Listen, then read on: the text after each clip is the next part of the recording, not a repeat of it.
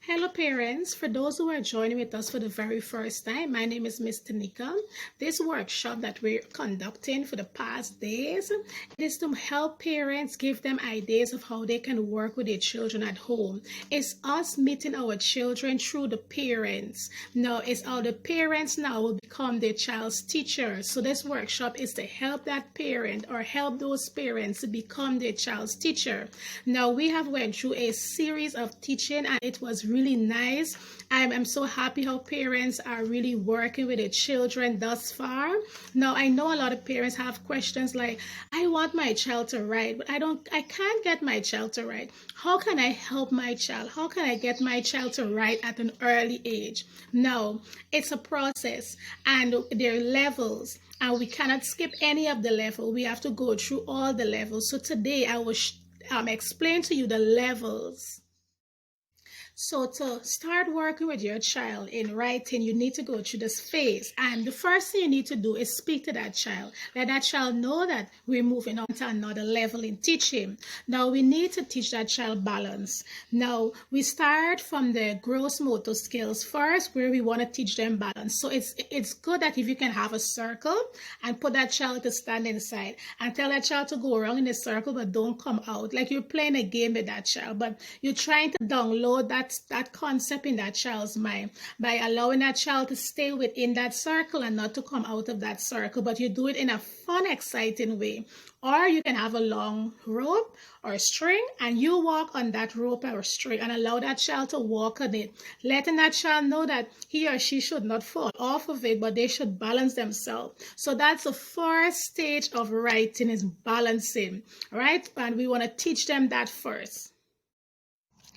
Okay, so after you finish that, you want to start teaching that child to scratch. Okay, so you get a large piece of paper or a large book and you allow that child to scratch and have fun scratch. You know, children at that small age love to scratch all over. Yeah, if you give them a pen or a pencil, they would scratch all over for you. So you provide that large paper or a book for them to scratch. It is very important. These are the stages we're going through. So remember the stage: balancing, the explanation, balancing, scratching. After scratching, you need to teach that child to tear the paper. So that child will engage in tearing the paper to build those fine muscles. You need to build these muscles, have that child tearing the paper. After that, you need to move on by allowing that child to pick up things where they find with a pincher grips. This is a pincher grip. So allow the child to pick up things around the home, find objects around the home.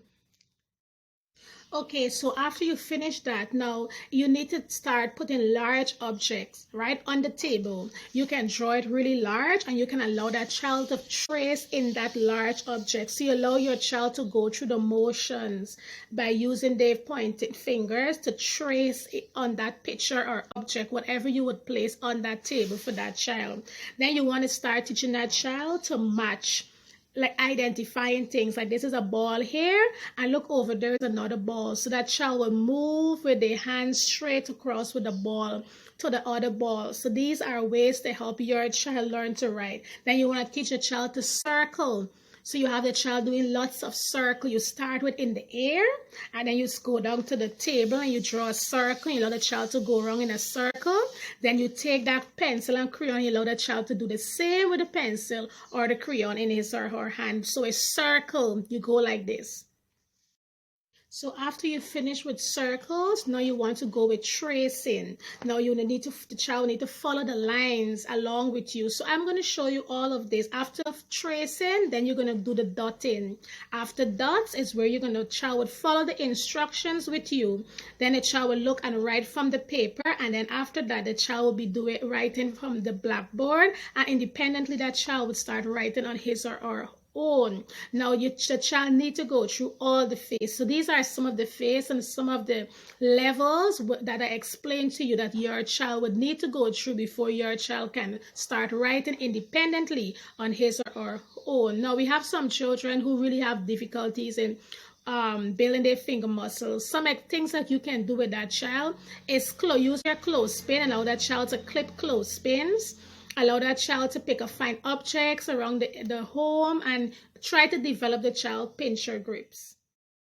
So the activity for today, parents, In that special corner that you have for your child, we already did the child's name and you place it there. Now today we will do some numbers. Now children 1 plus like 18 months to 2 plus, those children should only have 3 numbers up on the corner of the wall there. Number 1, 2, and 3 only. Children 2 plus to 3 plus, you also give them 3 numbers. You're not giving 5 numbers, only 3 numbers, 1, 2, and 3. Children 3 to 4 years old, you give them the 5 numbers. And when that's 1, 2, 3, 4, and 5. And the children 4 to 5, 6 onwards, you give them 10 numbers. So you want to start with 3 numbers with your small child, because you can't give the child a large amount of numbers, because you have to remember the child is now developing, so you start small. Why I say that, you with most of the children you see now, and most parents, what they would do, they would teach their children to count up to 1 to 10. That's very good.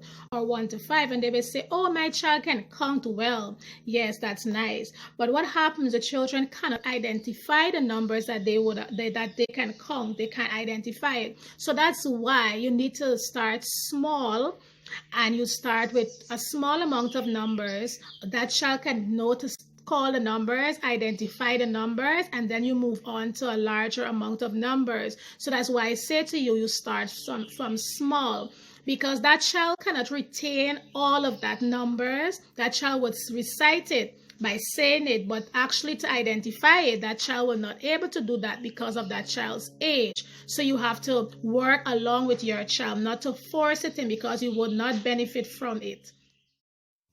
Thank you, parents, for tuning in today. I trust that you had a wonderful time with me and you understand everything that was said today. I also trust that you use these examples and start working with your child at home. Remember that you should work with your child often as you can, so that your child's finger muscles can develop. Now, you can't work with your child 1 or 2 days and expect that it will happen in like magic. No, you have to always have it consistently doing it, repeated. That's how it's going to download in our children's memory bank, because you wanted to download in the subconscious mind. So you have to keep repeating yourself over and over.